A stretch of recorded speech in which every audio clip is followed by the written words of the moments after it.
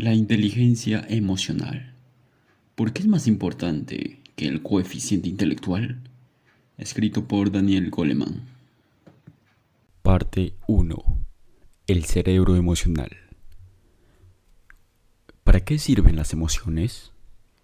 Solo se puede ver correctamente con el corazón. Lo esencial permanece invisible para el ojo. Antoine de Saint-Exupéry, El Principito. Ahora, los últimos momentos de las vidas de Gary y Mary Jane Chauncey, un matrimonio completamente entregado a Andrea, su hija de 11 años, a quien una parálisis cerebral terminó confinando a una silla de ruedas. Los Chauncey viajaban en el tren anfibio que se precipitó a un río de la región pantanosa de Luisiana después de que una barcaza chocara contra el puente del ferrocarril y lo semidestruyera. Pensando exclusivamente en su hija Andrea, el matrimonio hizo todo lo posible por salvarla, mientras el tren iba sumergiéndose en el agua, y se las arreglaron, de algún modo, para sacarla a través de una ventanilla y ponerla a salvo en manos del equipo de rescate. Instantes después, el vagón terminó sumergiéndose en las profundidades y ambos perecieron. La historia de Andrea, la historia de unos padres cuyo postrero acto de heroísmo fue el de garantizar la supervivencia de su hija, refleja unos instantes de un valor casi épico.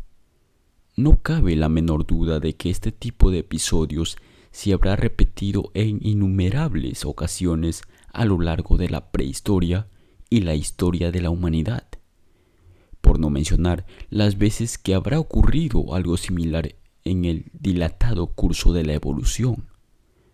Desde el punto de vista de la biología evolucionista, la autoinmolación parental está al servicio del éxito reproductivo, que supone transmitir los genes a las generaciones futuras, pero considerado desde la perspectiva de unos padres que deben tomar una decisión desesperada en una situación límite, no existe más motivación que el amor. Este ejemplar acto de heroísmo parental, que nos permite comprender el poder y el objetivo de las emociones, constituye un testimonio claro del papel desempeñado por el amor altruista y por cualquier otra emoción que sintamos en la vida de los seres humanos. De hecho, nuestros sentimientos, nuestras aspiraciones y nuestros anhelos más profundos constituyen puntos de referencia ineludibles, y nuestra especie debe gran parte de su existencia a la decisiva influencia de las emociones en los asuntos humanos. El poder de las emociones es extraordinario.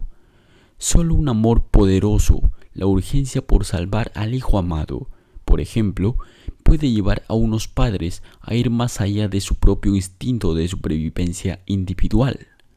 Desde el punto de vista del intelecto, se trata de un sacrificio indiscutiblemente irracional, pero, visto desde el corazón, constituye la única elección posible. Cuando los sociobiólogos buscan una explicación al relevante papel que la evolución ha asignado a las emociones en el psiquismo humano, no dudan en destacar la preponderancia del corazón sobre la cabeza en los momentos realmente cruciales. Son las emociones, afirman, las que nos permiten afrontar situaciones demasiado difíciles, el riesgo, las pérdidas irreparables, la persistencia en el logro de un objetivo a pesar de las frustraciones, la relación de pareja, la creación de una familia, etc., como para ser resueltas exclusivamente con el dialecto.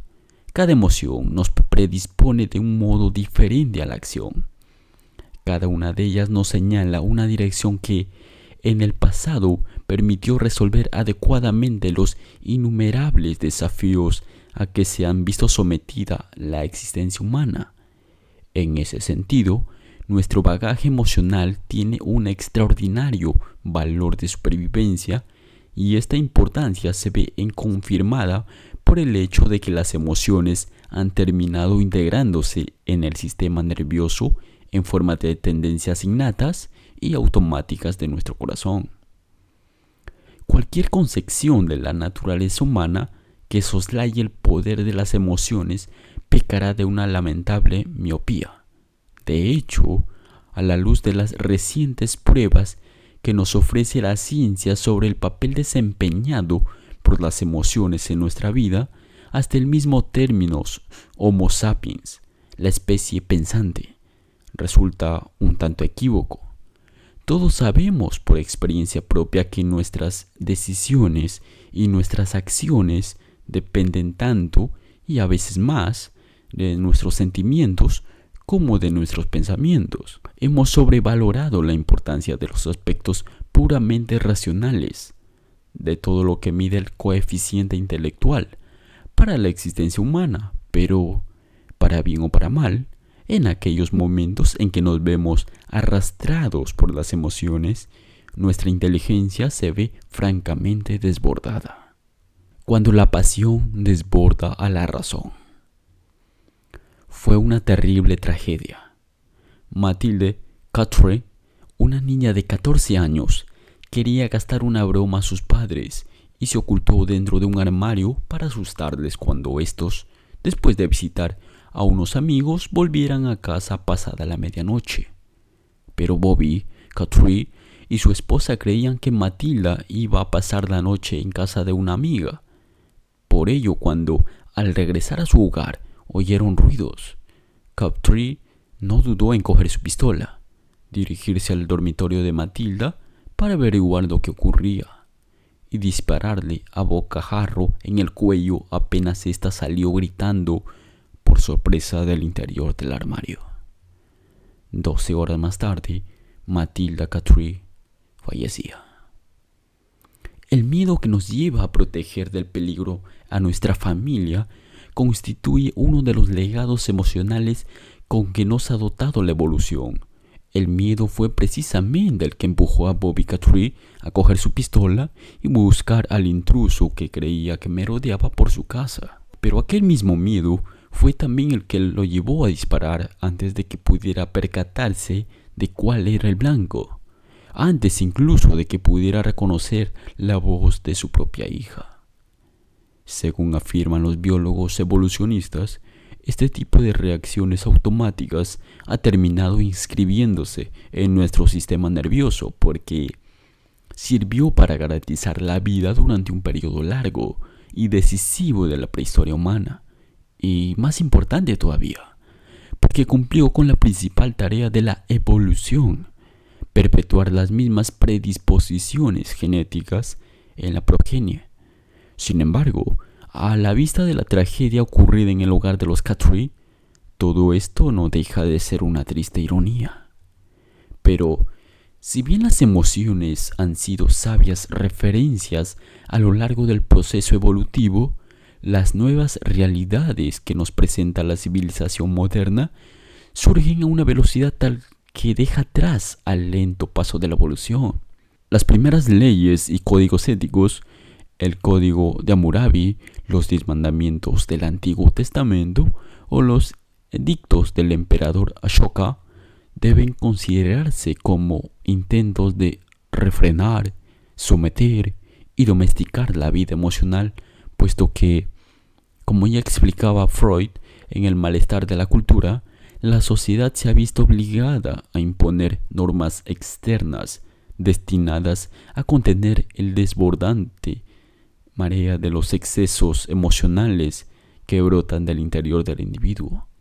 No obstante, a pesar de todas las limitaciones impuestas por la sociedad, la razón se ve desbordada en tanto por la pasión, un imponderable de la naturaleza humana, cuyo origen se asienta en la arquitectura misma de nuestra vida mental. El diseño biológico de los circuitos nerviosos emocionales básicos con el que nacemos no lleva ni 150, sino 150.000 generaciones demostrando su eficacia. Las lentas y deliberadas fuerzas evolutivas que han ido modelando nuestra vida emocional han tardado cerca de 1 millón de años en llevar a cabo su cometido. Y de estos, los últimos 10.000, a pesar de haber asistido a una vertiginosa explosión demográfica que ha elevado la población humana desde 5 hasta 5.000 millones de personas, ha tenido una escasa repercusión en las pautas biológicas que determinan nuestra vida emocional.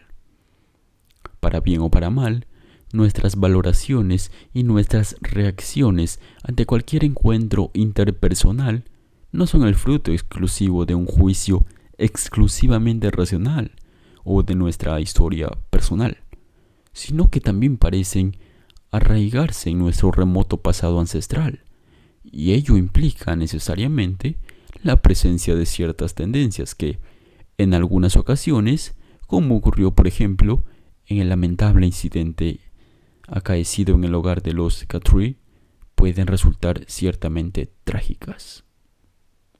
Con demasiada frecuencia, en suma, nos vemos obligados a afrontar los retos que nos presenta el mundo postmoderno, con recursos emocionales adaptados a las necesidades del Pleistoceno.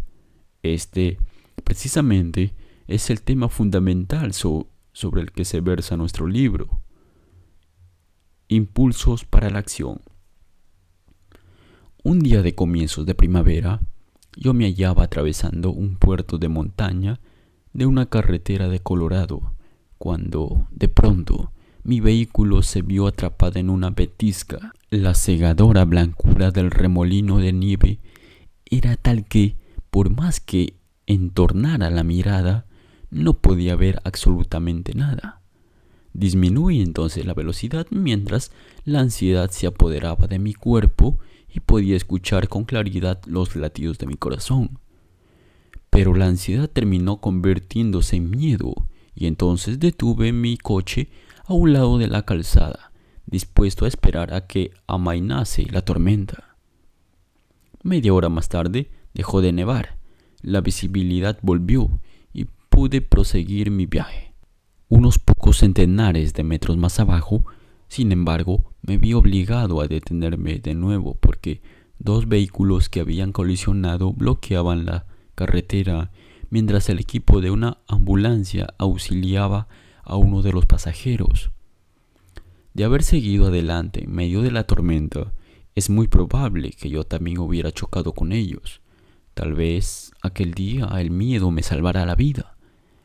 Como un conejo paralizado de terror ante las huellas de un zorro o como un protomamífero ocultándose de la mirada de un dinosaurio, me vi arrastrado por un estado interior que me obligó a detenerme, prestar atención y tomar conciencia de la proximidad del peligro.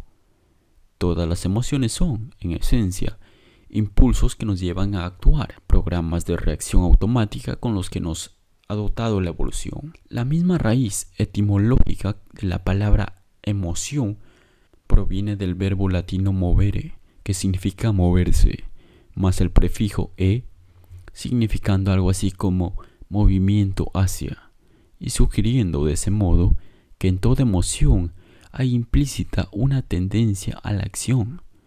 Basta con observar a los niños o a los animales para darnos cuenta de que las emociones conducen a la acción.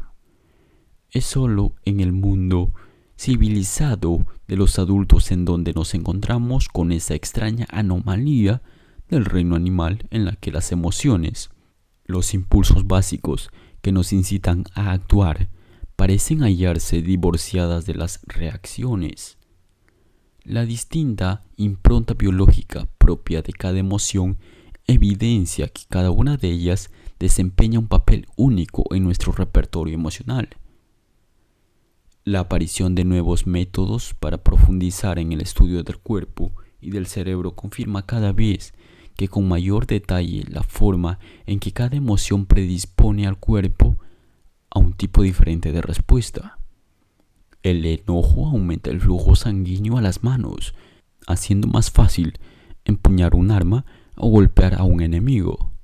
También aumenta el ritmo cardíaco y la tasa de hormonas que, como la adrenalina, generan la cantidad de energía necesaria para cometer acciones vigorosas. En el caso del miedo, la sangre se retira del rostro, lo que explica la palidez y la sensación de quedarse frío, y fluye a la musculatura esquelética larga, como las piernas, por ejemplo, favoreciendo así la huida. Al mismo tiempo, el cuerpo parece paralizarse, aunque solo sea un instante, para calibrar, tal vez, si el hecho de ocultarse pudiera ser una respuesta más adecuada. Las conexiones nerviosas de los centros emocionales del cerebro desencadenan también una respuesta hormonal que pone al cuerpo en estado de alerta general, sumiéndolo en la inquietud y predisponiéndolo para la acción. Mientras la atención se fija en la amenaza inmediata con el fin de evaluar la respuesta más apropiada. Uno de los principales cambios biológicos producidos por la felicidad consiste en el aumento en la actividad de un centro cerebral que se encarga de inhibir los sentimientos negativos y de aquietar los estados que generan preocupación, al mismo tiempo que aumenta el caudal de energía disponible. En este caso, no hay un cambio fisiológico especial salvo, quizás, una sensación de tranquilidad que hace que el cuerpo se recupere más rápidamente de la excitación biológica provocada por las emociones perturbadoras. Esta condición proporciona al cuerpo un reposo, un entusiasmo y una disponibilidad para afrontar cualquier tarea que se esté llevando a cabo y fomentar también, de este modo, la consecución de una amplia variedad de objetivos.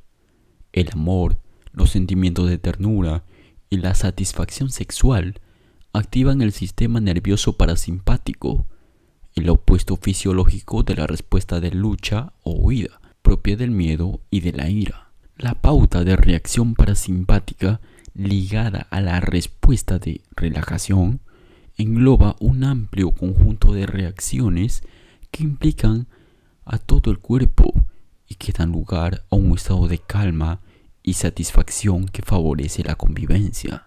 El arqueo de las cejas que aparece en los momentos de sorpresa aumenta el campo visual y permite que penetre más luz en la retina, lo cual nos proporciona más información sobre el acontecimiento inesperado, facilitando así el descubrimiento de lo que realmente ocurre y permitiendo elaborar, en consecuencia, el plan de acción más adecuado. El gesto que expresa desagrado parece ser universal y transmite el mensaje de que algo resulta literal o metafóricamente repulsivo para el gusto o para el olfato. La expresión facial del disgusto, ladeando el labio superior y frunciendo ligeramente la nariz, sugiere, como observaba Darwin, un intento primordial de cerrar las fosas nasales para evitar un olor nauseabundo o para expulsar un alimento tóxico. La principal función de la tristeza consiste en ayudarnos a asimilar una pérdida irreparable, como la muerte de un ser querido o un gran desengaño. La tristeza provoca la disminución de la energía y del entusiasmo por las actividades vitales, especialmente las diversiones y los placeres, y cuanta más se profundiza, se acerca a la depresión, más se enlentece el metabolismo corporal. Este encierro introspectivo nos brinda así la oportunidad de llorar una pérdida o una esperanza frustrada, sopesar sus consecuencias y planificar, cuando la energía retorna, un nuevo comienzo. Esta disminución de la energía debe haber mantenido tristes y apesadumbrados a los primitivos seres humanos en las proximidades de su hábitat, donde más seguros se encontraban. Estas predisposiciones biológicas a la acción son modeladas posteriormente por nuestras experiencias vitales y por el medio cultural en que nos ha tocado vivir. La pérdida de un ser querido, por ejemplo, provoca universalmente tristeza y aflicción, pero la forma en la que expresamos esa aflicción, el tipo de emociones que expresamos o que guardamos en la intimidad es moldeada por nuestra cultura, como también lo es, por ejemplo, el tipo concreto de personas que entran en la categoría de, entre comillas, seres queridos y que por tanto deben ser llorados. El largo periodo evolutivo durante el cual fueron moldeándose estas respuestas fue, sin duda, el más crudo que ha experimentado la especie humana desde la aurora de la historia. Fue un tiempo en el que muy pocos niños lograban sobrevivir a la infancia, un tiempo en el que menos adultos todavía llegaban a cumplir los 30 años, un tiempo en el que los depredadores podían atacar a cualquier momento, un tiempo, en suma, en el que la supervivencia o la muerte por inanición dependía del umbral impuesto por la alternancia entre sequías e inundaciones. Con la invención de la agricultura, no obstante, las probabilidades de supervivencia aumentaron radicalmente, aún en las sociedades humanas más rudimentarias. En los últimos 10.000 años, estos avances se han consolidado y difundido por todo el mundo al mismo tiempo que las brutales presiones que pesaban sobre la especie humana han disminuido considerablemente. Estas mismas presiones son las que terminaron convirtiendo a nuestras respuestas emocionales en un eficaz instrumento de supervivencia, pero en la medida en que han ido desapareciendo, nuestro repertorio emocional ha ido quedando obsoleto. Si bien en pasado remoto un ataque de rabia podía suponer la diferencia entre la vida y la muerte, la facilidad con la que hoy en día un niño de 13 años puede acceder a una amplia gama de armas de fuego ha terminado convirtiéndose a la rabia en una reacción frecuentemente desastrosa. Nuestras dos mentes. Una amiga estuvo hablándome de su divorcio, un doloroso proceso de separación. Su marido se había enamorado de una compañera de trabajo y un buen día le anunció que quería irse a vivir con ella. A aquel momento siguieron meses de amargos altercados con respecto al hogar conyugal, el dinero y la custodia de los hijos. Ahora, pocos meses más tarde, me hablaba de su autonomía y de su felicidad. Ya no pienso en él, decía, con los ojos humedecidos por las lágrimas. Eso es algo que ha dejado de preocuparme. El instante en que sus ojos se humedecieron podía perfectamente haber pasado inadvertido para mí. Pero la comprensión empática, un acto de la mente emocional, de sus ojos húmedos me permitió, más allá de las palabras, un acto de la mente racional, percatarme claramente de su evidente tristeza, como si estuviera leyendo un libro abierto. En un sentido muy real, todos nosotros tenemos dos mentes, una mente que piensa y otra mente que siente. Y estas dos formas fundamentales de conocimiento interactúan para construir nuestra vida mental. Una de ellas es la mente racional, la modalidad de comprensión de la que solemos ser conscientes, más despierta, más pensativa y más capaz de ponderar y de reflexionar. El otro tipo de conocimiento, más impulsivo y más poderoso, aunque a veces ilógico, es la mente emocional. La dicotomía entre lo emocional y lo racional se asemeja a la distinción popular existente entre el corazón y la cabeza. Saber que algo es cierto en nuestro corazón pertenece a un orden de convicción distinto, de algún modo un tipo de certeza más profundo que pensarlo con la mente racional. Existe una proporcionalidad constante entre el control emocional y el control racional sobre la mente, ya que cuanto más intenso es el sentimiento, más dominante llega a ser la mente emocional y más ineficaz, en consecuencia, la mente racional. Esta es una configuración que parece derivarse de la ventaja evolutiva que supuso disponer, durante incontables ocasiones, de emociones e intuiciones que guiaran nuestras respuestas inmediatas frente a aquellas situaciones que ponían en peligro nuestra vida, situaciones en las que detenernos a pensar en la reacción más adecuada podía tener consecuencias francamente desastrosas.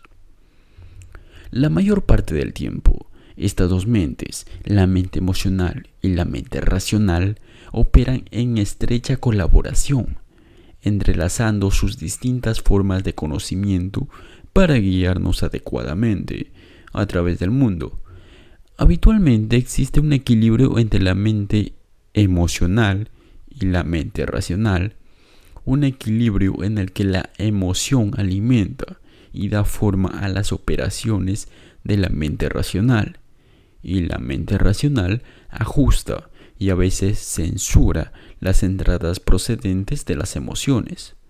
En todo caso, sin embargo, la mente emocional y la mente racional constituyen, como veremos, dos facultades relativamente independientes que reflejan el funcionamiento de circuitos cerebrales distintos, aunque interrelacionados.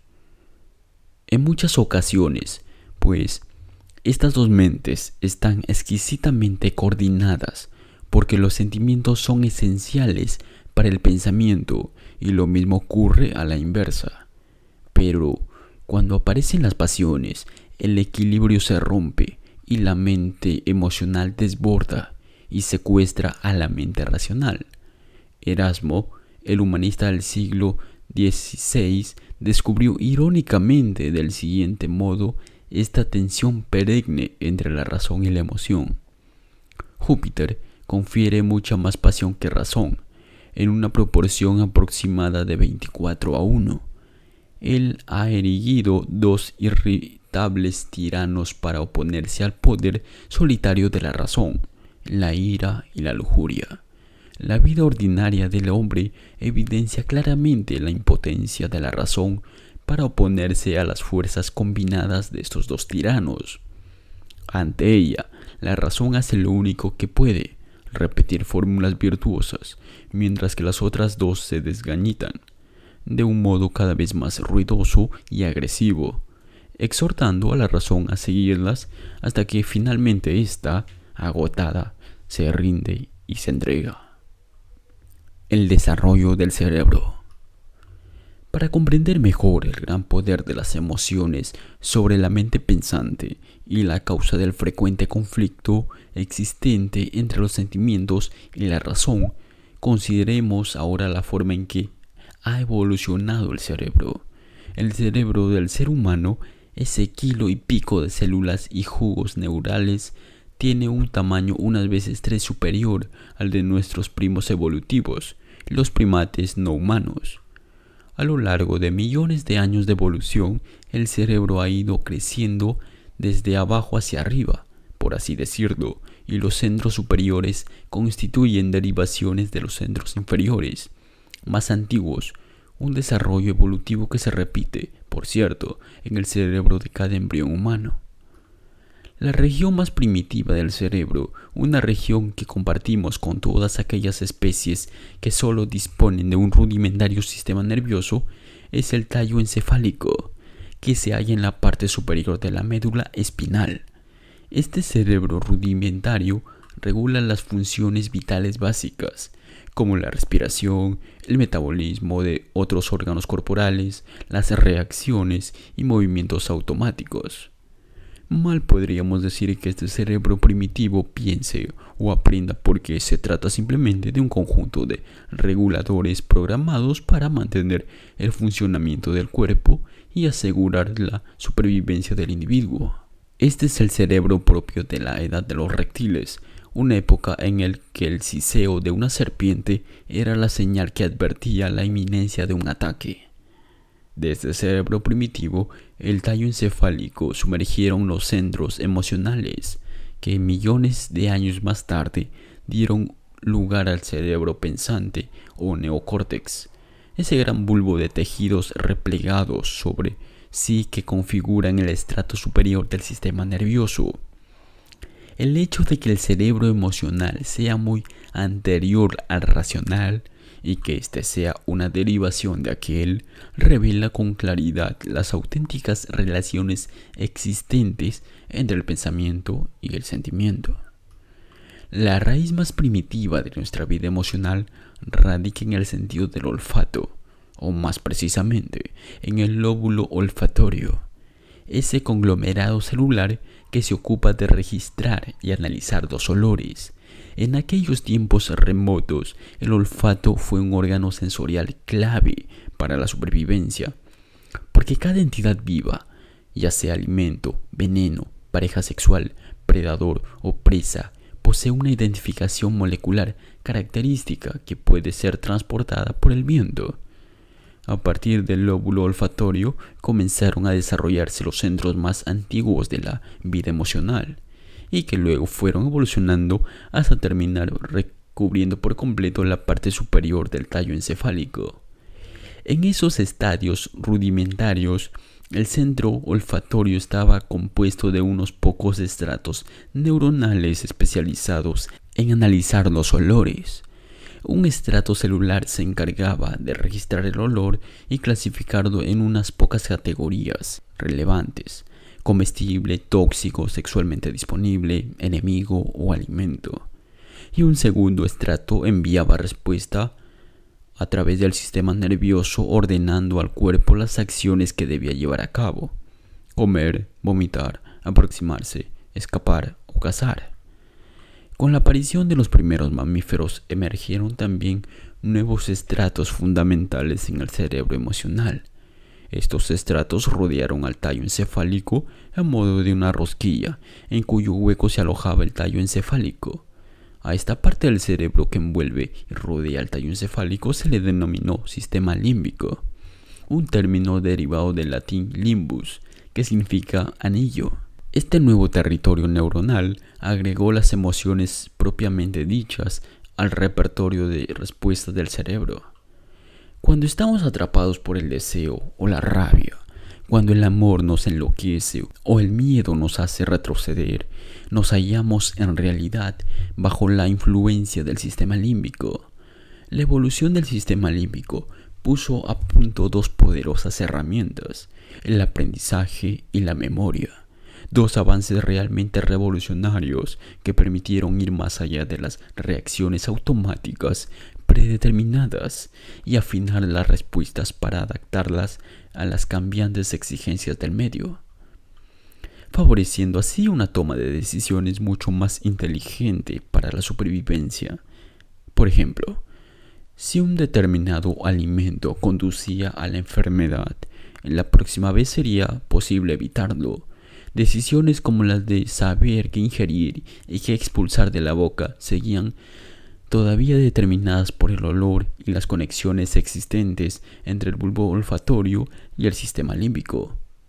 Pero ahora se enfrentaban a la tarea de diferenciar y reconocer los olores, comparar el olor presente con los olores pasados y discriminar lo bueno de lo malo, una tarea llevada a cabo por el rinencéfalo, que literalmente significa el cerebro nasal, una parte del circuito límbico que constituye la base rudimentaria del neocórtex, el cerebro pensante. Hace unos 100 millones de años, el cerebro de los mamíferos experimentó una transformación radical que supuso otro extraordinario paso hacia adelante en el desarrollo del intelecto. Y sobre el delgado córtex de dos estratos se asentaron los nuevos estratos de células cerebrales que terminaron configurando el neocórtex, la región que planifica, comprende lo que siente y coordina los movimientos. El neocórtex del Homo sapiens, mucho mayor que el de cualquier otra especie, ha traído consigo todo lo que es característicamente humano.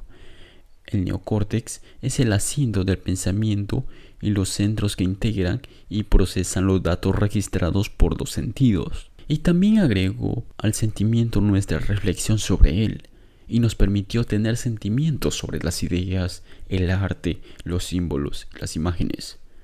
A lo largo de la evolución, el neocórtex permitió un ajuste fino que sin duda habría de suponer una enorme ventaja en la capacidad del individuo para superar las adversidades, haciendo más probable la transmisión de la descendencia de los genes que contenían la misma configuración neuronal.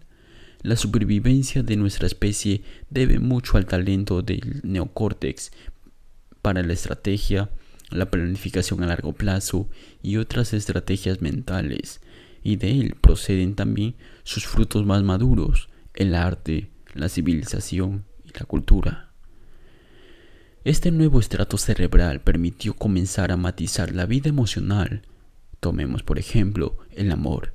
Las estructuras límbicas generan sentimientos de placer y de deseo sexual, las emociones que alimentan la pasión sexual, pero la aparición del neocórtex y de sus conexiones con el sistema límbico permitió el establecimiento del vínculo entre la madre y el hijo, fundamento de la unidad familiar y del compromiso a largo plazo de criar a los hijos que posibilita el desarrollo del ser humano. En las especies carentes de neocórtex, como los reptiles, por ejemplo, el afecto materno no existe, y los recién nacidos deben ocultarse para evitar ser devorados por la madre. En el ser humano, en cambio, los vínculos protectores entre padres e hijos permiten disponer de un proceso de maduración que perdura toda la infancia, un proceso durante el cual el cerebro sigue desarrollándose. A medida que ascendemos en la escala filogenética que conduce de los reptiles al Mono rhesus y desde allí hasta el ser humano, aumenta la masa neta del neocórtex, un incremento que supone también una progresión geométrica en el número de interconexiones neuronales. Y además, hay que tener en cuenta que cuanto mayor sea el número de tales conexiones, mayor es también la variedad de las respuestas posibles. El neocórtex permite, pues, un aumento de la sutileza y la complejidad de la vida emocional, como, por ejemplo, tener sentimientos sobre nuestros sentimientos. El número de interconexiones existentes entre el sistema límbico y el neocórtex es superior, en el caso de los primates, al resto de las especies, e infinitamente superior todavía en el caso de los seres humanos. Un dato que explica el motivo por el cual somos capaces de desplegar un abanico mucho más amplio de reacciones y de matices ante nuestras emociones, mientras que el conejo o el mono rhesus solo dispone de un conjunto muy restringido de respuestas posibles ante el miedo. El neocórtex del ser humano, por su parte, permite un abanico de respuesta mucho más maleable, en el que cabe incluso llamar al 911. Cuanto más complejo es el sistema social, más fundamental resulta esta flexibilidad, y no hay mundo social más complejo que el ser humano. Pero el hecho es que estos centros superiores no gobiernan la totalidad de la vida emocional, porque en los asuntos decisivos del corazón, y más especialmente en las situaciones emocionalmente críticas, bien podríamos decir que delegan su cometido en el sistema límbico. Las ramificaciones nerviosas que extendieron el alcance de la zona límbica son tantas que el cerebro emocional sigue desempeñando un papel fundamental en la arquitectura de nuestro sistema nervioso. La región emocional es el sustrato en el que creció y se desarrolló nuestro cerebro pensante, y sigue estando estrechamente vinculada con él por miles de circuitos neuronales. Esto es precisamente lo que confiere a los centros de la emoción un poder extraordinario para influir en el funcionamiento global del cerebro, incluyendo, por cierto, a los centros del pensamiento. 2. Anatomía de un secuestro emocional. La vida es una comedia para quienes piensan y una tragedia para quienes sienten. Horace Walpole. Era una calurosa tarde de agosto del año 1963, la misma en que el reverendo Martin Luther King Jr. pronunciara en Washington aquella famosa conferencia que comenzó con la frase «Hoy tuve un sueño» ante los manifestantes de la marcha en pro de los derechos civiles. Aquella tarde, Richard Robles, un delincuente habitual condenado a 3 años de prisión por los más de 100 robos que había llevado a cabo para mantener su adicción a la heroína y que por aquel entonces se hallaba en libertad condicional. Decidió robar por última vez. Según declaró posteriormente, había tomado la decisión de dejar de robar, pero necesitaba desesperadamente dinero para su amiga y para su hija de 3 años de edad. El lujoso apartamento del Upper East Side de Nueva York que Robles eligió para aquella ocasión pertenecía a 2 jóvenes mujeres, Janice Wiley, investigadora de la revista Newsweek, de 21 años, y Emily Hoffer, de 23 años de edad, y maestra en una escuela primaria. Robles creía que no había nadie en casa, pero se equivocó, y una vez dentro se encontró con Wiley y se vio obligado a amenazarla con un cuchillo y amordazarla. Y lo mismo tuvo que hacer cuando, a punto de salir, tropezó con Hoffer.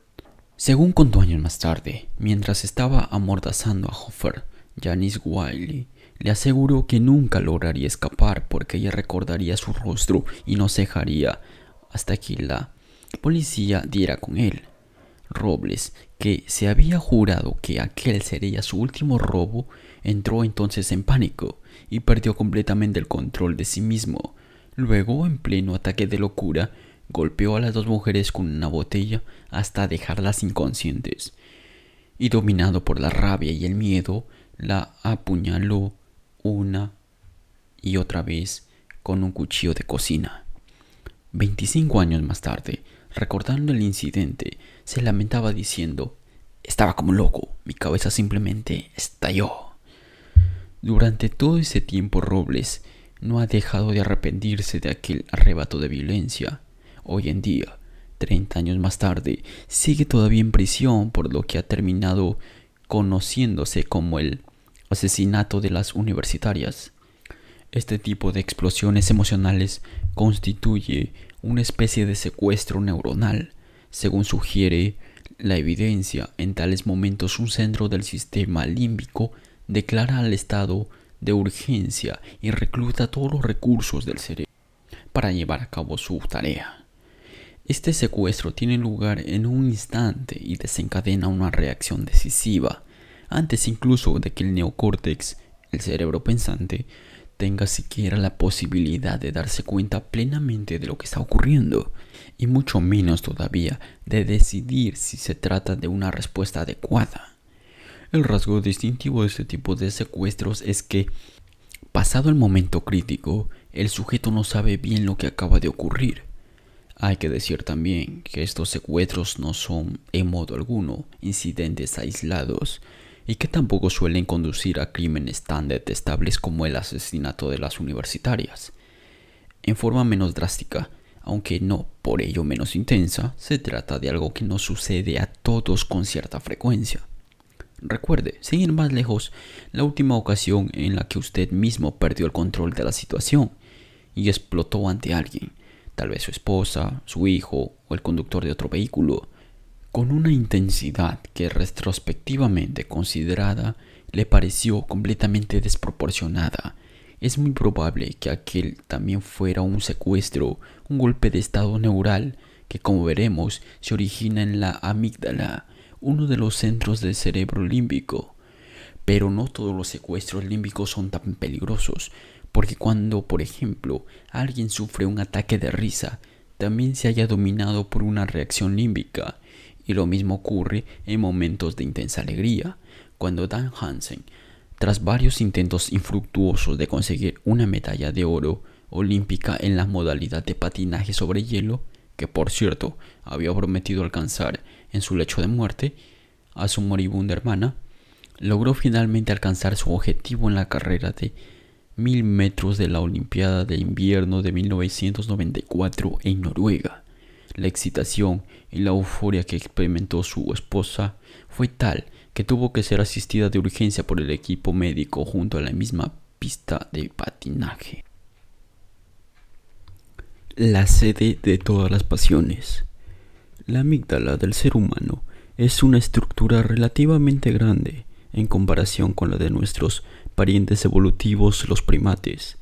Existen, en realidad, Dos amígdalas que constituyen un conglomerado de estructuras interconectadas en forma de almendra, de ahí su nombre, un término que se deriva del vocablo griego que significa almendra, y se hallan encima del tallo encefálico, cerca de la base del anillo límbico, ligeramente desplazados hacia adelante. El hipocampo y la amígdala fueron dos piezas clave del primitivo cerebro olfativo que, a lo largo del proceso evolutivo, terminó dando origen al córtex y posteriormente al neocórtex. La amígdala está especializada en las cuestiones emocionales y en la actualidad se considera como una estructura límbica muy ligada a los procesos del aprendizaje y la memoria. La interrupción de las conexiones existentes entre la amígdala y el resto del cerebro provoca una asombrosa ineptitud para calibrar el significado emocional de los acontecimientos, una condición que a veces se llama ceguera afectiva. A falta de toda carga emocional, los encuentros interpersonales pierden todo su sentido. Un joven cuya amígdala se extirpó quirúrgicamente para evitar que sufriera ataques graves perdió todo interés en las personas y prefería sentarse a solas, ajeno a todo contacto humano. Seguía siendo perfectamente capaz de mantener una conversación, pero ya no podía reconocer a sus amigos íntimos, a sus parientes, ni siquiera a su misma madre, y permanecía completamente impasible ante la angustia que les producía su indiferencia. La ausencia funcional de la amígdala parecía impedirle todo reconocimiento de los sentimientos y todo sentimiento sobre sus propios sentimientos. La amígdala constituye, pues, una especie de depósito de la memoria emocional y, en consecuencia, también se le puede considerar como un depósito de significado. Es por ello por lo que una vida sin amígdala es una vida despojada de todo significado personal. Pero la amígdala no solo está ligada a los afectos, sino que también está relacionada con las pasiones. Aquellos animales a los que se les ha seccionado o extirpado quirúrgicamente la amígdala carecen de sentimientos, de miedo y de rabia. Renuncian a la necesidad de competir y de cooperar. Pierden toda sensación de lugar que ocupan dentro del orden social y su emoción se halla embotada y ausente. El llanto, un rasgo emocional típicamente humano, es activado por la amígdala y por una estructura próxima a ella, el gyrus cingulatus. Cuando uno se siente apoyado, consolado y confortado, esas mismas regiones cerebrales se ocupan de mitigar los sollozos, pero sin amígdala ni siquiera es posible el desahogo que proporcionan las lágrimas. Joseph Ledoux, un neurocientífico del Center for Neural Science de la Universidad de Nueva York, fue el primero en descubrir el importante papel desempeñado por la amígdala en el cerebro emocional. Ledoux forma parte de una nueva hornada de neurocientíficos que, utilizando métodos y tecnologías innovadoras, se han dedicado a cartografiar el funcionamiento del cerebro con un nivel de precisión anteriormente desconocido, que pone al descubierto misterios de la mente inaccesibles para las generaciones anteriores.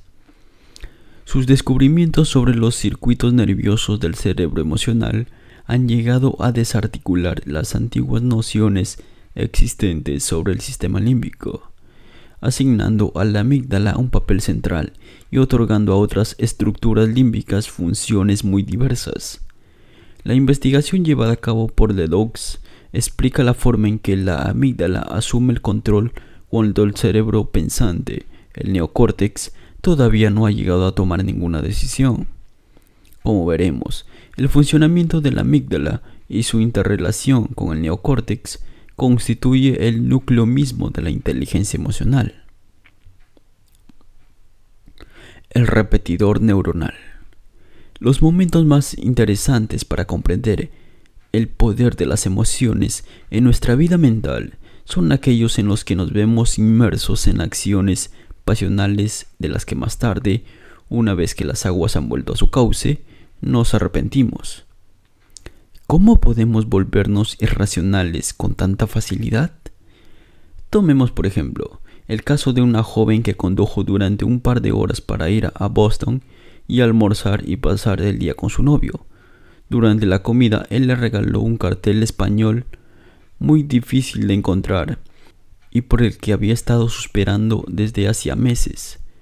Pero todo pareció desvanecerse cuando ella le sugirió que fueran al cine y él respondió que no podían pasar el día juntos porque tenía entrenamiento de béisbol. Dolida y recelosa, nuestra amiga rompió entonces a llorar. Salió del café y arrojó el cartel a un club de la basura. Meses más tarde, recordando el incidente, estaba más arrepentida por la pérdida del cartel que por haberse marchado con cajas destempladas. No hace mucho tiempo que la ciencia ha descubierto el papel esencial desempeñado por la amígdala cuando los sentimientos impulsivos desbordan la razón. Una de las funciones de la amígdala consiste en escudriñar las percepciones en busca de alguna clase de amenaza. De este modo, la amígdala se convierte en un importante vigía de la vida mental, una especie de centinela psicológico que afronta toda situación, toda percepción, considerando una sola cuestión, la más primitiva de todas. ¿Es algo que odio? ¿No hay? ¿A lo que temo? En el caso de que la respuesta a esta pregunta sea afirmativa, la amígdala reaccionará al momento poniendo en funcionamiento todos sus recursos neurales y cablegrafiando un mensaje urgente a todas las regiones del cerebro. En la arquitectura cerebral, la amígdala constituye una especie de servicio de vigilancia, dispuesto a alertar a los bomberos, la policía y los vecinos ante cualquier señal de alarma. En el caso de que, por ejemplo, suene la alarma de miedo, la amígdala envía mensajes urgentes a cada uno de los centros fundamentales del cerebro, disparando la secreción de las hormonas corporales que predisponen a la lucha o a la huida, activando los centros de movimiento y estimulando el sistema cardiovascular, los músculos y las vísceras. La amígdala también es la encargada de activar la secreción de dosis masivas de noradrenalina, la hormona que aumenta la reactividad a ciertas regiones cerebrales clave, entre las que destacan aquellas que estimulan los sentidos y ponen el cerebro en estado de alerta. Otras señales adicionales procedentes de la amígdala también se encargan de que el tallo encefálico inamovilice el rostro en una expresión de miedo, paralizando al mismo tiempo aquellos músculos que no tengan que ver con la situación, aumentando la frecuencia cardíaca y la tensión sanguínea, y enlenteciendo la respiración. Otras señales de la amígdala la dirigen la atención hacia la fuente del miedo y predisposición a los músculos para reaccionar en consecuencia. Simultáneamente, los sistemas de la memoria cortical se imponen sobre cualquier otra faceta de pensamiento en un intento de recuperar todo conocimiento que resulte relevante para la emergencia presente. Estos son algunos de los cambios cuidadosamente coordinados y orquestados por la amígdala en su función rectora del cerebro. De este modo, la extensa red de conexiones neurales de la amígdala permite, durante una crisis emocional, reclutar y dirigir una gran parte del cerebro, incluida la mente racional. El centinela emocional. Un amigo me contó que, hace unos años, se hallaba de vacaciones en Inglaterra, almorzando en la terraza de un café ubicado junto a un canal. Luego dio un paso por la orilla del canal cuando de pronto vio a una niña que miraba aterrada el agua. Antes de poder formarse una idea clara y darse cuenta de lo que pasaba, ya había saltado al canal, sin quitarse la chaqueta ni los zapatos. Solo una vez en el agua comprendió que la chica miraba a un niño que estaba ahogándose y a quien finalmente pudo terminar rescatando. ¿Qué fue lo que hizo saltar al agua antes incluso de darse cuenta del motivo de su reacción? La respuesta, en mi opinión, hay que buscarla en la amígdala. En uno de los descubrimientos más interesantes realizados en la última década sobre la emoción, Ledoux descubrió el papel privilegiado que desempeña la amígdala en la dinámica cerebral, como una especie de centinela emocional capaz de secuestrar al cerebro. Esta investigación ha demostrado que la primera estación cerebral por la que pasan las señales sensoriales procedentes de los ojos o de los oídos es el tálamo, y a partir de allí, y a través de una sola sinapsis, la amígdala. Otra vía procedente del tálamo lleva la señal hasta el neocórtex, el cerebro pensante. Esa ramificación permite que la amígdala comience a responder antes de que el neocórtex haya ponderado la información a través de diferentes niveles de circuitos cerebrales, se aperciba plenamente de lo que ocurre y finalmente emita una respuesta más adaptada a la situación. La investigación realizada por Ledoux constituye una auténtica revolución en nuestra comprensión de la vida emocional, que revela por primera vez la existencia de vías nerviosas para los sentimientos que aluden al neocórtex. Este circuito explicará el gran poder de las emociones para desbordar a la razón, porque los sentimientos que siguen este camino directo a la amígdala son de los más intensos y primitivos. Hasta hace poco, la visión convencional de la neurociencia ha sido que el ojo, el oído y otros órganos sensoriales transmiten señales al tálamo, y desde ahí a las regiones del neocórtex encargadas de procesar las impresiones sensoriales y organizarlas tal y como las percibimos. En el neocórtex, las señales se interpretan para reconocer lo que es cada objeto y lo que significa su presencia. Desde el neocórtex sostiene la vieja teoría. Las señales se envían al sistema límbico y desde allí las vías eferentes irradian las respuestas apropiadas al resto del cuerpo. Esta es la forma en la que funciona la mayor parte del tiempo, pero Ledoux descubrió, junto a la larga vía neural que va al córtex, la existencia de una pequeña estructura neuronal que comunica directamente al tálamo con la amígdala. Esta vía secundaria y más corta, una especie de atajo, permite que la amígdala reciba algunas señales directamente de los sentidos y emita una respuesta antes de que sean registradas por el neocórtex. Este descubrimiento ha dejado obsoleta la antigua noción de que la amígdala depende de las señales procedentes del neocórtex para formular su respuesta emocional a causa de la existencia de esta vía de emergencia capaz de desencadenar una respuesta emocional gracias a un circuito reverente paralelo que conecta la amígdala con el neocórtex. Por ello, la amígdala puede llevarnos a actuar antes incluso de que el más lento, aunque ciertamente más informado, neocórtex despliegue sus también más refinados planes de acción. El hallazgo de Ledoux ha transformado la noción prevalente sobre los caminos seguidos por las emociones a través de su investigación del miedo en los animales.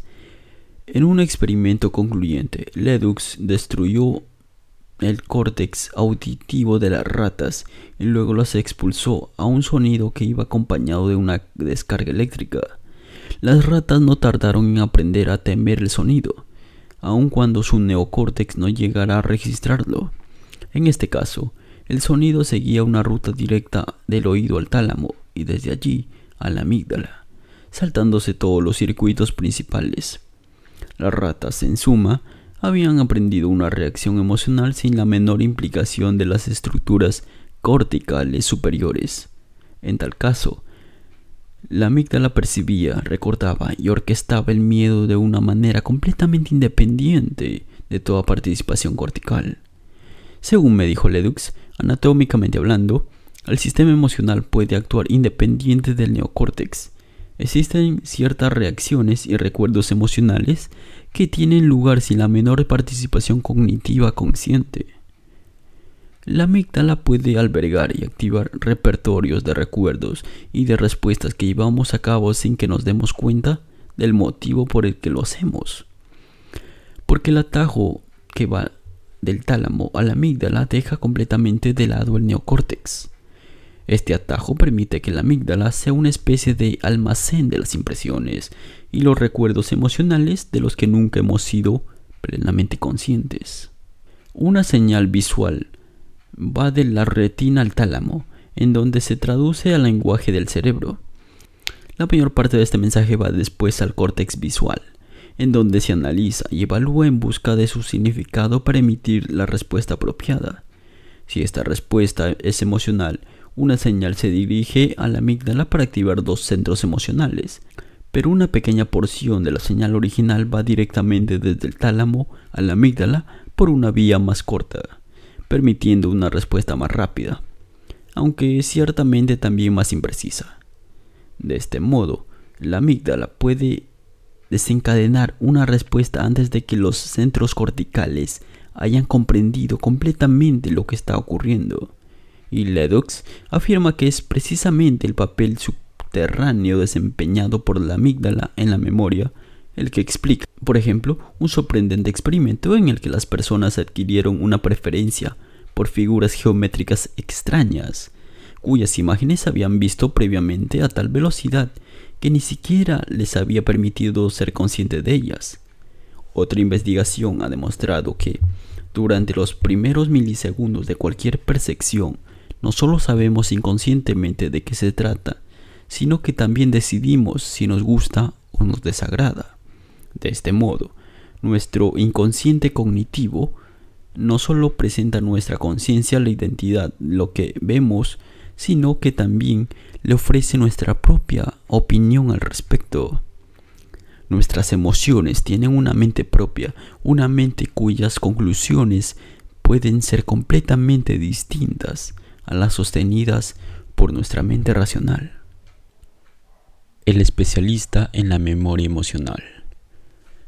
Las opiniones inconscientes son recuerdos emocionales que se almacenan en la amígdala.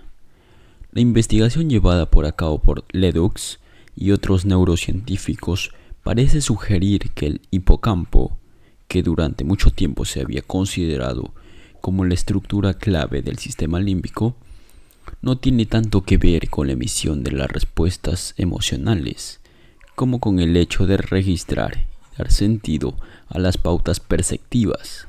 La principal actividad del hipocampo consiste en proporcionar una aguda memoria del contexto, algo que es vital para el significado emocional.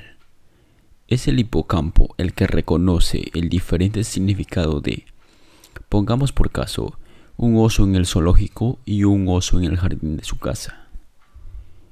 Y si el hipocampo es el que registra los hechos puros, la amígdala, por su parte, es la encargada de registrar el clima emocional que acompaña a estos hechos. Si, por ejemplo, al tratar de adelantar a un coche en una vía de 2 carriles, estimamos mal las distancias y tenemos una colisión frontal, el hipocampo registra los detalles concretos del accidente, qué anchura tenía la calzada, quién se hallaba con nosotros y qué aspecto tenía el otro vehículo. Pero es la amígdala la que, a partir de ese momento, desencadenará en nosotros un impulso de ansiedad cada vez que nos dispongamos a adelantar en circunstancias similares. Como me dijo Ledoux, el hipocampo es una estructura fundamental para reconocer un rostro como el de su prima, pero es la amígdala la que le agrega el clima emocional de que no parece tenerle mucha estima. El cerebro utiliza un método simple pero muy ingenioso para registrar con especial intensidad los recuerdos emocionales, ya que los mismos sistemas de alerta neuroquímicos que preparan al cuerpo para reaccionar ante cualquier amenaza, luchando o escapando, también se encargan de grabar vívidamente ese momento en la memoria. En caso de estrés o de ansiedad, o incluso en el caso de una intensa alegría, un nervio que conecta al cerebro con las glándulas suprarrenales, situadas encima de los riñones, estimulando la secreción de las hormonas adrenalina y noradrenalina, disponiendo así al cuerpo para responder ante una urgencia. Estas hormonas activan determinados receptores del nervio vago, encargado, entre otras muchas cosas, de transmitir los mensajes procedentes del cerebro que regulan la actividad cardíaca y a su vez devuelve señales al cerebro, activado también por estas mismas neuronas. Y el principal receptor de este tipo de señales son las neuronas de la amígdala que, una vez activadas, se ocupan de que otras regiones cerebrales fortalezcan el recuerdo de lo que está ocurriendo. Esta activación de la amígdala parece provocar una intensificación emocional que también profundiza la grabación de esas situaciones. Este es el motivo por el cual, por ejemplo, recordamos a dónde fuimos en nuestra primera cita, o qué estábamos haciendo cuando oímos la noticia de la explosión de la lanzadera espacial Challenger. Cuanta más intensa es la activación de la amígdala, más profunda es la impronta y más indeleble la huella que deja en nosotros las experiencias que nos han asustado o nos han emocionado. Esto significa, en efecto, que el cerebro dispone de dos sistemas de registro, uno para los hechos ordinarios y otro para los recuerdos con una intensa carga emocional, algo que tiene un gran interés desde el punto de vista evolutivo porque garantiza que los animales tengan los recuerdos particularmente vívidos de lo que les amenaza y de lo que les agrada. Pero, además de lo que acabamos de ver, los recuerdos emocionales pueden llegar a convertirse en falsas guías de acción para el montón presente. Un sistema de alarma neuronal anticuado. Uno de los inconvenientes de este sistema de alarma neuronal es que, con más frecuencia de la deseable, el mensaje de urgencia mandado por la amígdala suele ser obsoleto, especialmente en el cambiante mundo social en el que nos movemos los seres humanos. Como almacén de la memoria emocional, la amígdala escruta la experiencia presente y la compara con la que sucedió en el pasado. Su método de comparación es asociativo, es decir, que equipara cualquier situación presente a otra pasada por el mero hecho de compartir unos pocos rasgos característicos similares. En este sentido, se trata de un sistema rudimentario que no se detiene a verificar la adecuación o no de sus conclusiones y actúa antes de confirmar la gravedad de la situación. Por esto es que nos hace reaccionar al presente con respuestas que fueron grabadas hace ya mucho tiempo, con pensamientos, emociones y reacciones aprendidas en respuesta a acontecimientos vagamente similares, lo suficientemente similares como para llegar a activar la amígdala. No es de extrañar que una antigua enfermera de la Marina, traumatizada por las espantosas heridas que una vez tuvo que atender en tiempos de guerra, se viera súbitamente desbordada por una mezcla de miedo, repugnancia y pánico cuando, años más tarde, abrió la puerta de un armario en el que su hijo pequeño había escondido un hediondo pañal. Bastó con que la amígdala reconociera unos pocos elementos similares a un peligro pasado para que terminara decretando el estado de alarma. El problema es que, junto a esos recuerdos cargados emocionalmente, que tienen el poder de desencadenar una respuesta en un momento crítico, coexisten también formas de respuesta obsoletas. En tales momentos, la imprecisión del cerebro emocional se ve acentuada por el hecho de que muchos de los recuerdos emocionales más intensos proceden de los primeros años de vida y de las relaciones que el niño mantuvo con las personas que le criaron, especialmente de las situaciones traumáticas como palizas o abandonos. Durante ese temprano periodo de la vida, otras estructuras cerebrales, especialmente el hipocampo, esencial para el recuerdo emocional, y el neocórtex, sede del pensamiento racional, todavía no se encuentran plenamente maduros. En el caso del recuerdo, la amígdala y el hipocampo trabajan conjuntamente y cada una de estas estructuras se ocupa de almacenar y recuperar independientemente un determinado tipo de información.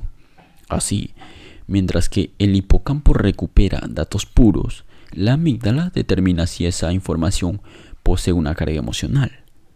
Pero la amígdala del niño suele madurar mucho más rápidamente. Ledoux ha estudiado el papel desempeñado por la amígdala en la infancia y ha llegado a una conclusión que parece respaldar uno de los principios fundamentales del pensamiento psicoanalítico, es decir, que la interacción, los encuentros y desencuentros entre el niño y sus cuidadores durante los primeros años de su vida constituye su auténtico aprendizaje emocional. En opinión de Leduc, este aprendizaje emocional es tan poderoso y resulta tan difícil de comprender para el adulto porque está grabado en la amígdala con la impronta tosca y no verbal propia de la vida emocional. Estas primeras lecciones emocionales se impartieron en un tiempo en el que el niño todavía carecía de palabras y, en consecuencia, cuando se reactiva el correspondiente recuerdo emocional en la vida adulta, no existen pensamientos articulados sobre la respuesta que debemos tomar. El motivo que explica el desconcierto ante nuestros propios estallidos emocionales es que suelen datar de un periodo tan temprano que las cosas nos desconcertaban y ni siquiera disponíamos de palabras para comprender lo que sucedía. Nuestros sentimientos tal vez sean caóticos, pero las palabras con las que nos referimos a esos recuerdos no lo son.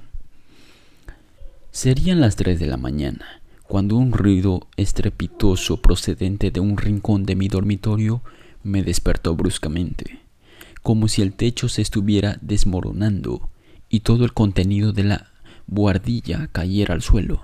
Inmediatamente salté de la cama y salí de la habitación, pero después de mirar cuidadosamente descubrí que lo único que se había caído era la pila de cajas que mi esposa había amontonado en la esquina el día anterior para ordenar el armario. Nada había caído de la buhardilla, de hecho, ni siquiera había buhardilla. El techo estaba intacto y yo también lo estaba. Ese salto de la cama, medio dormido, que realmente podría haberme salvado la vida en el caso de que el techo ciertamente se estuviera desplomando, ilustra a la perfección el poder de la amígdala para impulsarnos a la acción en caso de peligro antes de que el neocórtex tenga tiempo para registrar siquiera lo que ha ocurrido. En circunstancias así, el atajo que va desde el ojo o el oído hasta el tálamo y la amígdala resulta crucial porque nos proporciona un tiempo precioso cuando la proximidad del peligro exige de nosotros una respuesta inmediata. Pero el circuito que conecta el tálamo con la amígdala solo se encarga de transmitir una pequeña fracción de los mensajes sensoriales y la mayor parte de la información circula por la vía principal hasta el neocórtex. Por esto, lo que la amígdala registra a través de esta vía rápida es, en el mejor de los casos, una señal muy tosca, la estrictamente necesaria para activar la señal de alarma. Como dice Leduc, basta con saber que algo puede resultar peligroso. Esa vía directa supone un ahorro valiosísimo en términos de tiempo cerebral, que recordémosle, se mide en milésimas de segundos. La amígdala de una rata, por ejemplo, puede responder a una determinada percepción en apenas 12 milisegundos, mientras que el camino que conduce desde el tálamo hasta el neocórtex y la amígdala requiere el doble de tiempo. En los seres humanos todavía no se ha llevado a cabo esta medición, pero en cualquiera de los casos, la proporción existe entre ambas vías siempre será aproximadamente la misma. La importancia evolutiva de esta ruta directa debe haber sido extraordinaria, al ofrecer una respuesta rápida y que permitió ganar unos milisegundos críticos ante las situaciones peligrosas. Y es muy probable que esos milisegundos salvaran literalmente la vida de muchos de nuestros antepasados, porque esa configuración ha terminado quedando impresa en el cerebro de todo protomamífero, incluyendo el de usted y el mío propio. De hecho, aunque ese circuito desempeña un papel limitado en la vida mental del ser humano, restringido casi exclusivamente a las crisis emocionales, la mayor parte de la vida mental de los pájaros, de los peces y de los reptiles gira en torno a él, dado que su misma supervivencia depende de escrutar constantemente el entorno en el que busca depredadores y busca presas. Según Leduc, el rudimentario cerebro menor de los mamíferos es el principal cerebro de los no mamíferos, un cerebro que permite una respuesta emocional muy veloz. Pero, aunque veloz, se trata también, al mismo tiempo, de una respuesta muy tosca, porque las células implicadas solo permiten un procesamiento rápido, pero también impreciso. Tal vez esta imprecisión resulte adecuada, por ejemplo, en el caso de una ardilla, porque en tal situación se halla al servicio de la supervivencia y le permite escapar ante el menor riesgo de peligro o correr detrás de cualquier indicio de algo comestible.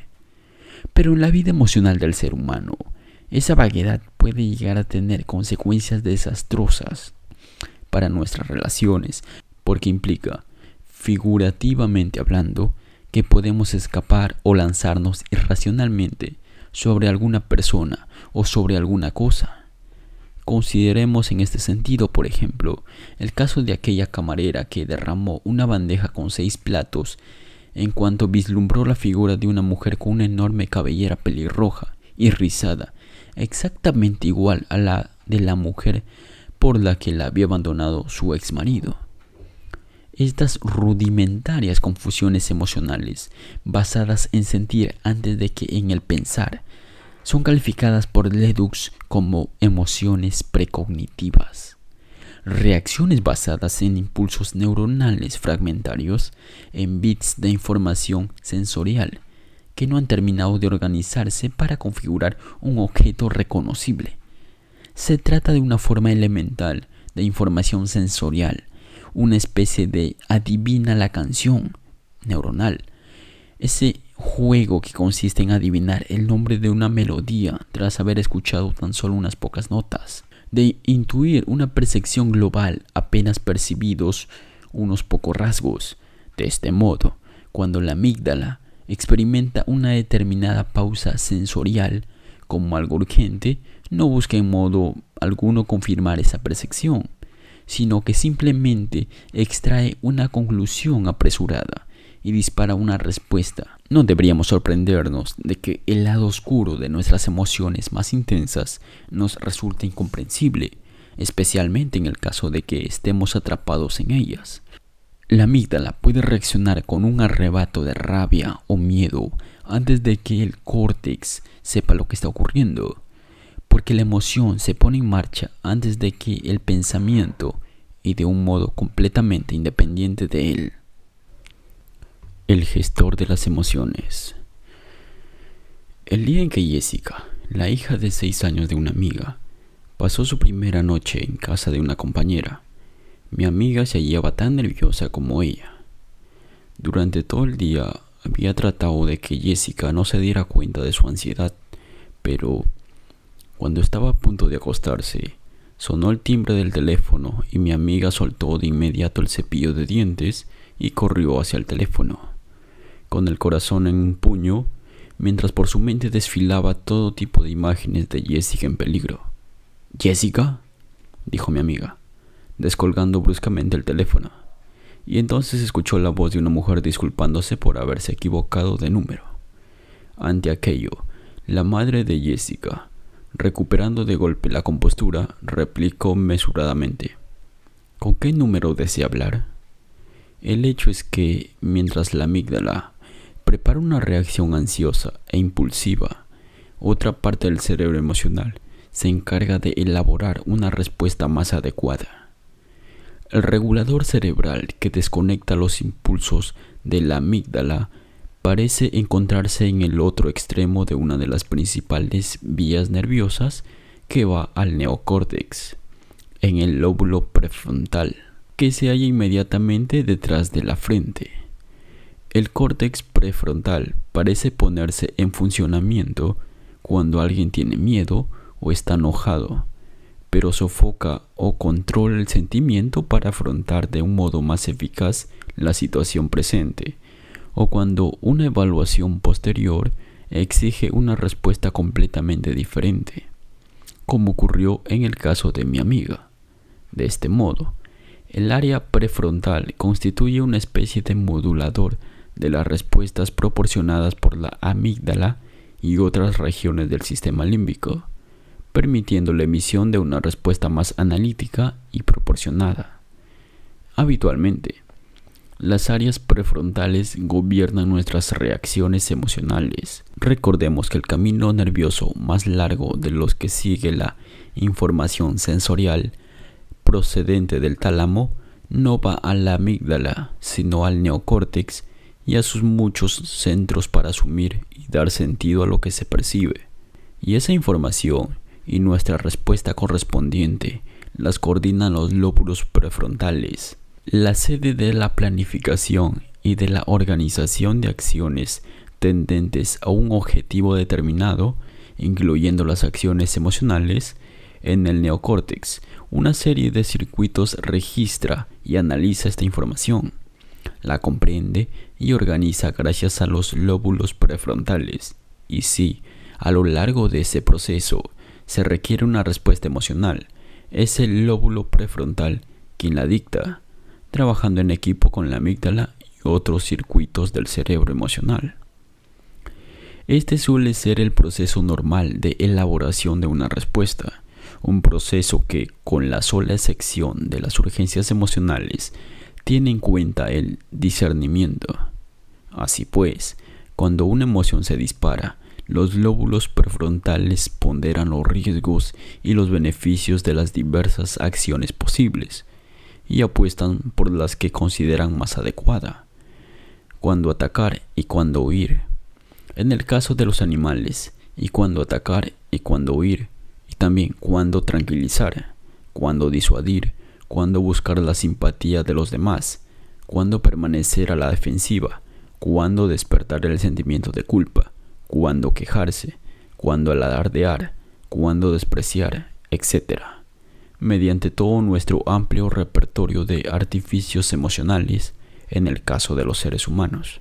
El tiempo cerebral invertido en la respuesta neocortical es mayor que el que requiere el mecanismo del secuestro emocional, porque las vías nerviosas implicadas son más largas, pero no debemos olvidar que también se trata de una respuesta más juiciosa y más considerada porque, en este caso, el pensamiento procede al sentimiento.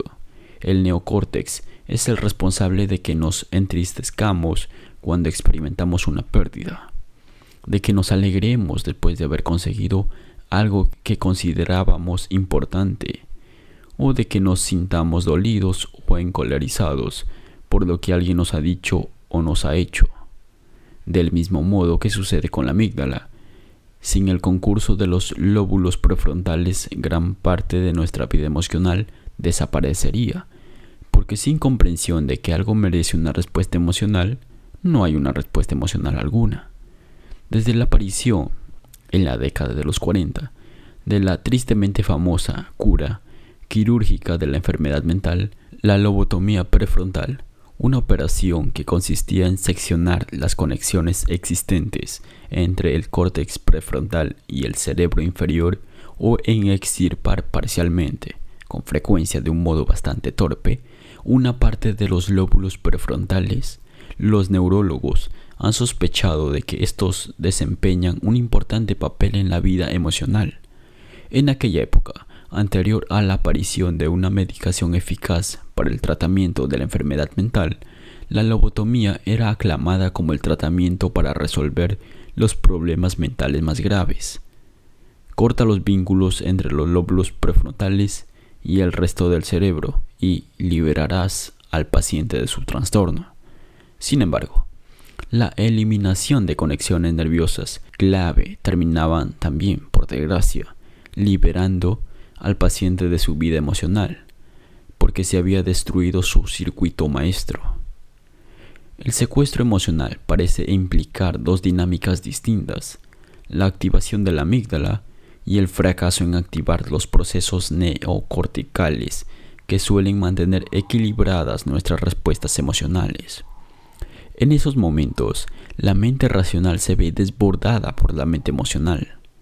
Y lo mismo ocurre con la función del córtex prefrontal, como un gestor eficaz de las emociones, sopesando las reacciones antes de actuar y amortiguando las señales de activación enviadas por la amígdala y otros centros límbicos.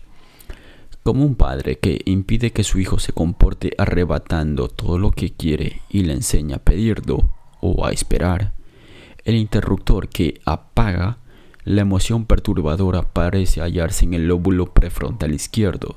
Los neurofisiólogos que han estudiado los estados de ánimo de pacientes con lesiones en el lóbulo prefrontal han llegado a la conclusión de que una de las funciones del lóbulo prefrontal izquierdo consiste en actuar como una especie de termostato neural que regula las emociones desagradables.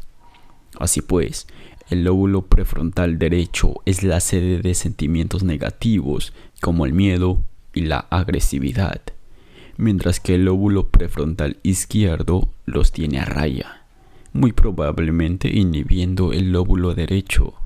En un determinado estudio, por ejemplo, los pacientes con lesiones en el córtex prefrontal izquierdo eran proclives a experimentar miedos y preocupaciones catastrofistas, mientras que aquellos otros con lesiones en el córtex prefrontal derecho eran desproporcionalmente joviales. Bromeaban continuamente durante las pruebas neurológicas y estaban tan despreocupados que no ponían el menor cuidado en lo que estaban haciendo.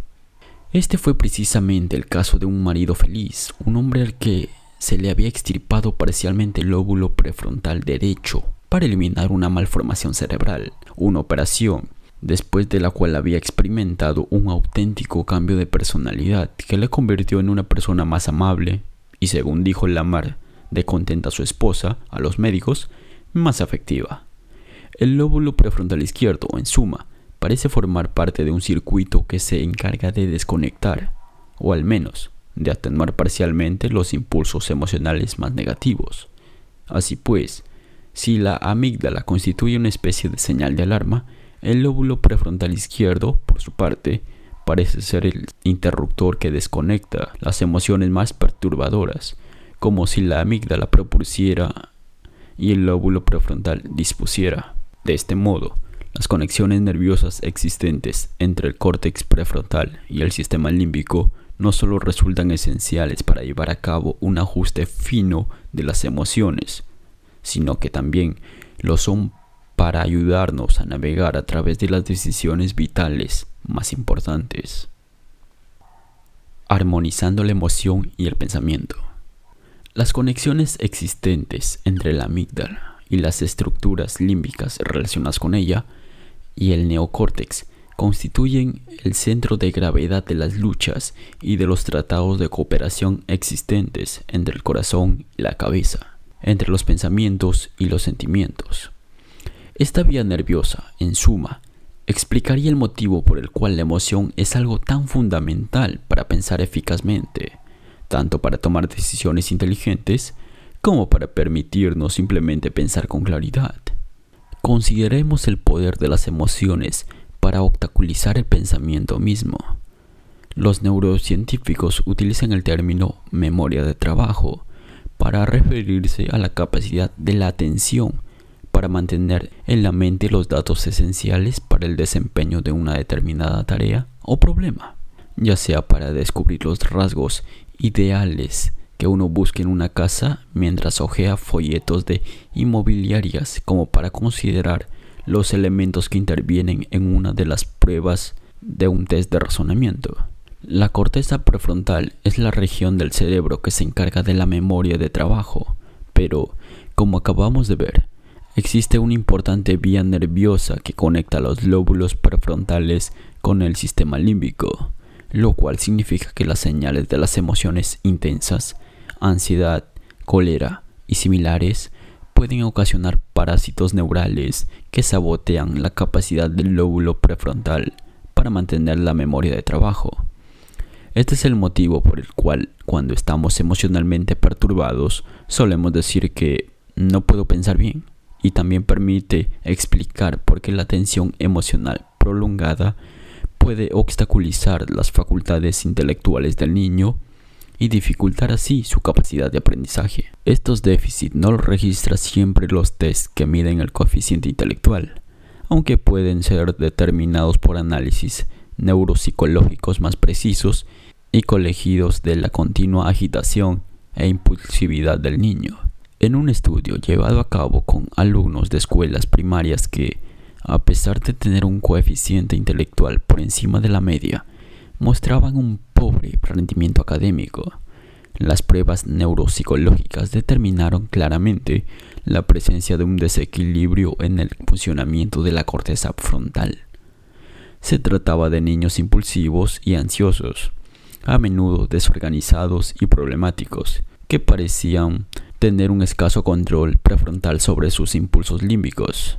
Este tipo de niños presenta un elevado riesgo de problemas de fracaso escolar, alcoholismo y delincuencia, pero no tanto porque su potencial intelectual sea bajo, sino porque su control sobre vida emocional se haya severamente restringido.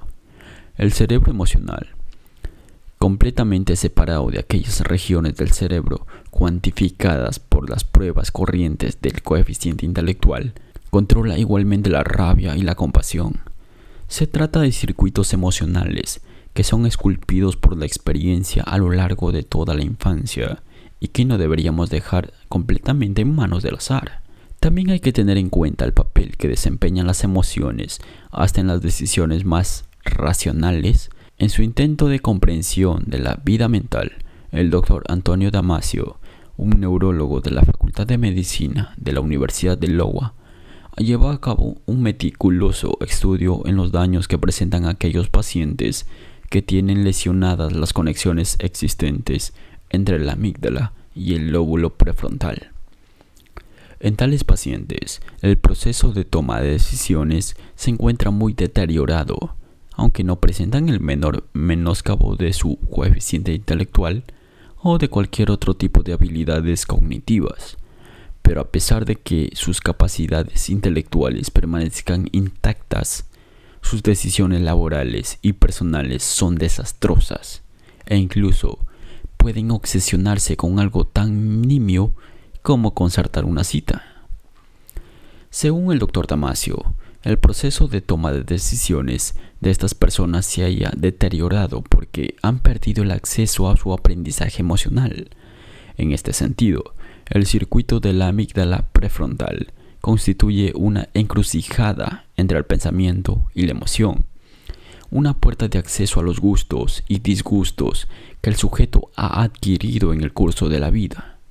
Separadas de la memoria emocional de la amígdala, las valoraciones realizadas por el neocórtex dejan de desencadenar las reacciones emocionales que se le asociaron en el pasado, y todo asume una gris neutralidad.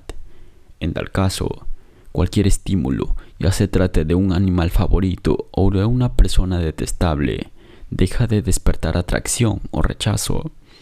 Esos pacientes han olvidado todo aprendizaje emocional porque han perdido el acceso al lugar en el que éste se asienta, la amígdala.